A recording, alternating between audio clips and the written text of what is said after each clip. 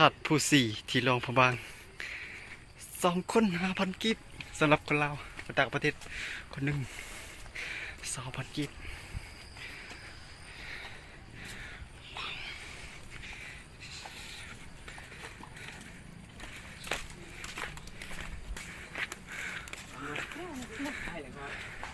สูงเกิน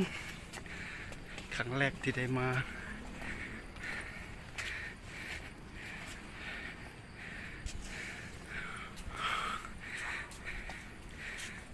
บรรยากาศยามแรง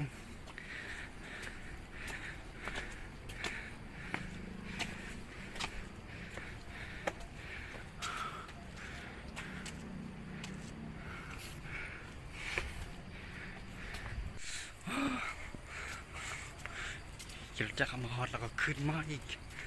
ตัวดำแอมเย็นแอมแซม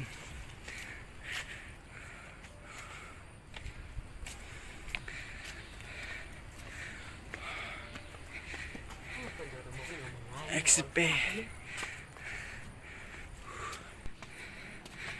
ขึ้นตั้งโดนยังบอด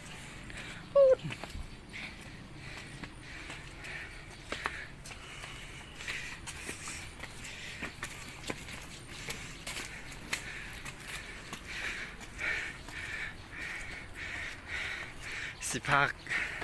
ทัดผู้ชมขึ้นไปเบิ่งวิวเนาะที่ลงประมาณอยู่ถึงจะเห็นเบิด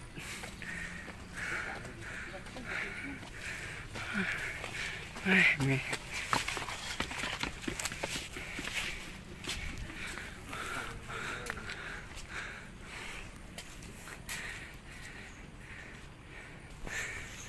ดอกไม้ไปแล้ว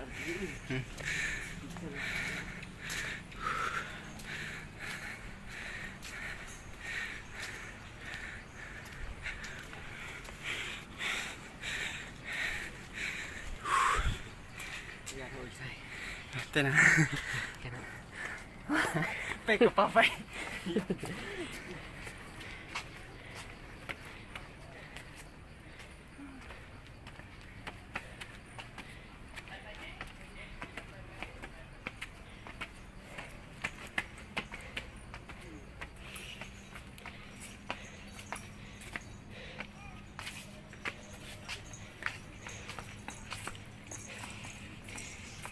มีเกือบมวนแท้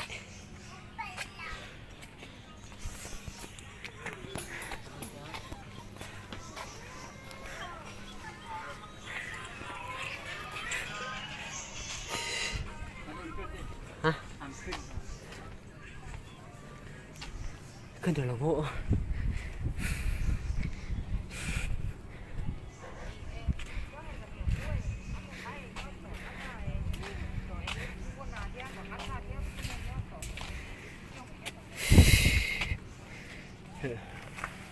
เนาะชู